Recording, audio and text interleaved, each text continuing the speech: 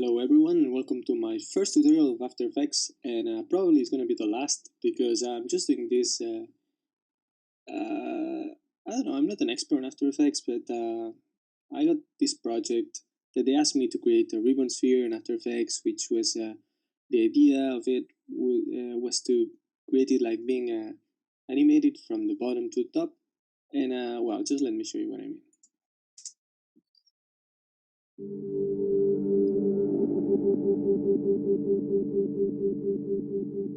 So that's it, and I'm doing this because I didn't know how to create it in 3D, and I had no idea to do that, and I was looking for tutorials and I couldn't find any. So I'm doing this so you guys can see how it's done, and it's very basic, but maybe you can find it useful. So okay, let's go to After Effects.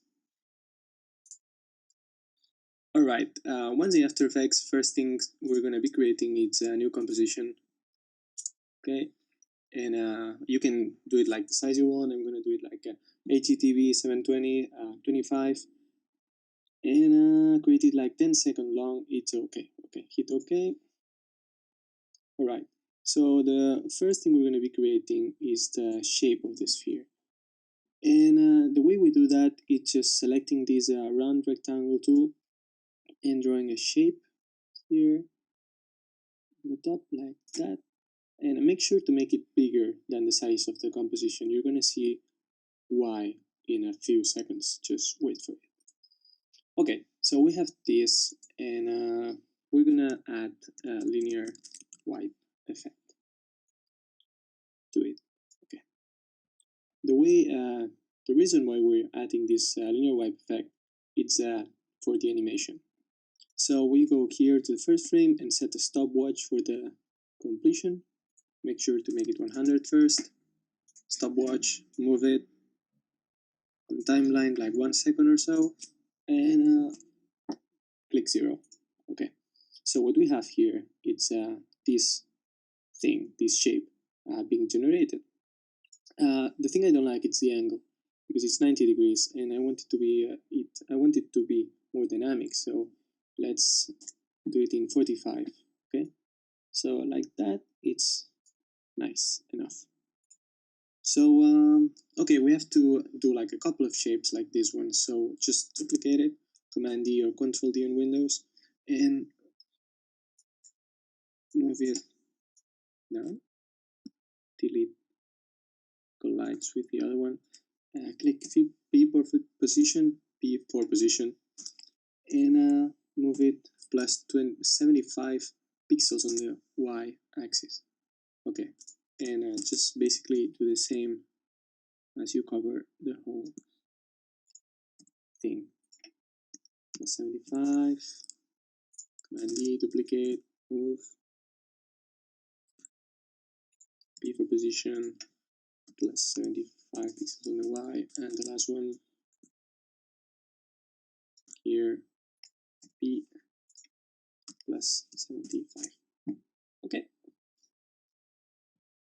so we have our bars here, and the reason why we do that is, let me show you. First, we have to do a pre-comp. So click Layer, pre-compose, move all the attributes, okay, nice. Now, we click here and look for CC Sphere Effect, and we add it to our pre-comp, okay? So we have our sphere, alright? But it's not the shape we want to get, because like all the lines are separated. And the way we fix this is just clicking on the pre-comp, selecting all our shapes, then selecting the rotation tool or W and moving them up. If you want to see the values, just with all them selected, just hit R. You can see the angle. And I'm gonna move them approximately into 7 degrees or so and see what we got. Alright, so it's not the exact science. So the thing is that we're getting these non-continuous bars. So how we fix this? Let's go back to our pre-comp and move them and check again. Okay, so this may take a while, so let me do all that stuff and come back to you in a sec. Okay, so here we are again with our sphere, and it looks right. It looks perfect, right? So in the end, my values were like around 8 degrees. I moved the those shapes a little bit up and a little bit to the left, so now everything looks kind of nice. Okay, moving on. So now we have our sphere, okay? But we are going to create a background because like this is kind of sucky. Select layer, new, solid, and make it comp size. The color doesn't matter because we're gonna add a ramp effect. Sorry, yeah, to it, okay? And I want it to be radial ramp and move it to the center. Just make the first color white and the second color light gray. So change ramp scatter to 100. Like that. So it's more diffuse. Right? Move it here. Okay. So now we have our background. Next thing we're going to change is the sphere itself, because, well, you can always change these values like light and shading of the CC sphere, but well, now I kind of like them. The only thing I don't like is the color and the perfection of the sphere. I wanted to make it more rough, and the way I do that is just with the texture. So we go to project. Well, first we go to internet, and we go to Google Images and look for a texture. In my case, I just was looking for a grunge texture, so I took this second one. I thought it was kind of okay. And well, we go back to After Effects, double click here on the project panel, and select your texture, click open, and bring it here. Okay. So once we have it here, the thing we need to do is like create a matte for our sphere. So I just select toggle switches modes, and on track matte, just hit Luma Matte pre-comp. That way, what we're creating is like everything that's outside our shape, or everything that's not our shape, just gets obscured. We don't see it, and the thing we see is the thing that is inside our shape. So you can see the result here. The thing that it's kind of, I mean, it's good, but we can make it better. The way we can make it better is selecting again the CC sphere effect and moving it to our texture. So now we gain like the texture itself and all the lighting of this sphere that we can change in the future. So make sure to do something, because if you go to the comp and you move your sphere, you know, it's going to be masked by your matte. So the thing that I was telling you to do is taking this icon, this peak whip, and moving it to the composition. That way our texture is going to move with our sphere. Well, once we have the texture of our sphere, we need to animate it. The way we set the keyframes before doesn't make any sense, because our sphere is animating like that, and we want it to be animated from the bottom to the top. So we fix that just by hitting U on the first one and the second. The thing we want to achieve is here, when this first bar or shape it's almost to the end of the completion, we want the next one to be on the start. Okay, so we go to this one, to the second one, and we offset it in the way we can see it starting when the other one is ending. We do the same with the next ones. The first one move here forward in time, and like that. Move again. stay on the point where our last one is almost finished and move the next one to the point where it's almost starting. And here, and the last one, like that. So now we have to check if everything is okay, or we have to tweak it a little bit more, because maybe there's some delays, maybe here.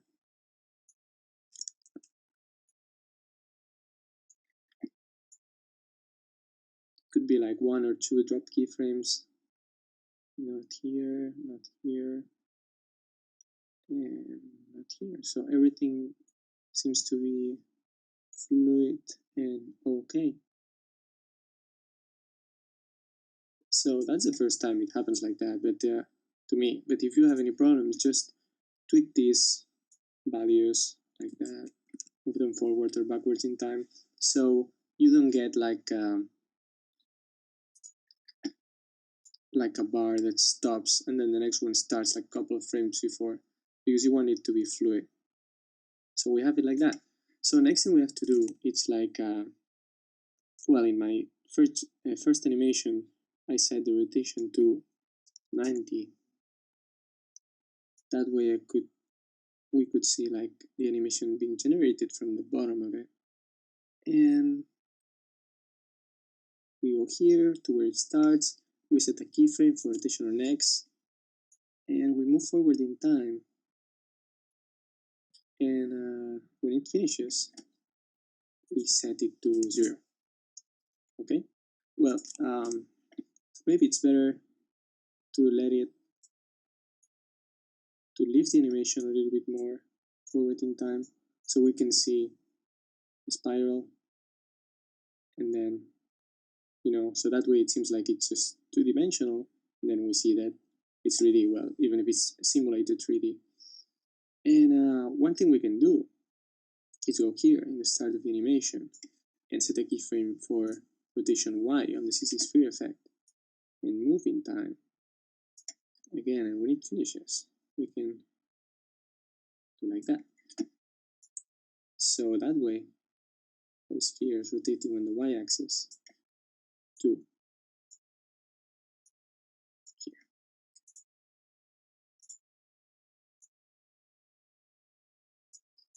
Alright. Well, your computer's probably going to be better than mine, but you get the idea, right? Alright. Okay, cool. Nice. So the thing that I want to do now is, I kind of like it, but I would like to make it more, not so perfect. So there's an effect called roughen edges that we can add here. And you see, like, the edge of our shape, it's distorted. And we can change the value of the border to 20. Come here to the start. And hit U again to see where your keyframe is. So the keyframe for the border, and move here to the end and set it to 0. So that way we end with a perfect shape. And we start with a shape like that. Maybe you want to leave it, like distorted. It's kind of cool. So you guys play with those values. This is a pretty cool effect. So you can achieve multiple variations of the thing we're doing here. All right. So we have this sphere, and the next thing we're going to be doing is adding some text. So we come here, select the text tool, click here, and write something stupid like simplicity, and make it bold, maybe a little bit bigger. Move it to the center, like that. Okay, duplicate it, move it here, and write something like makes it better. What does make it better? I don't know, but it makes it better.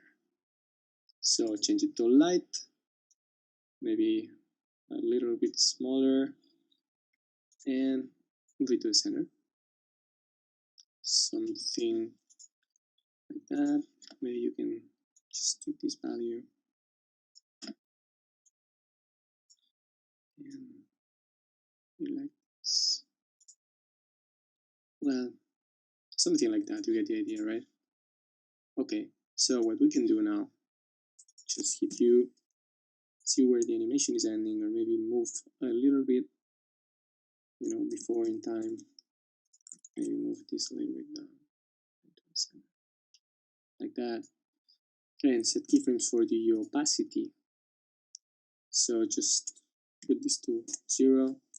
If you have both them selected, they are going to change. So click for the stopwatch, move it forward in time, like that, and select them again, and set it to 100. Okay, so let's check out what we have so far.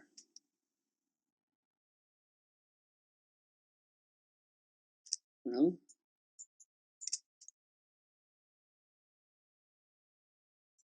so basically we did what we wanted to do.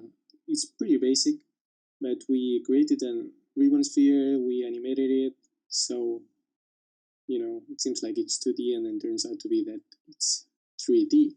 Well, not 3D, but And well, it's pretty basic. We could always play with some of the CC Sphere settings, like light, shading, and I remember we have two CC Spheres here, so we could play with both of them. We could change the color with adding some curves, playing with the text, adding some glows or shadows on the sphere again, adding camera, moving, panning or zooming in, zooming out, and lots of stuff. So yeah, basically that was it. We could complicate it more, but remember that simplicity makes it better, always. So far that's it. I hope you guys liked it. I hope it was useful for you or enjoyed it.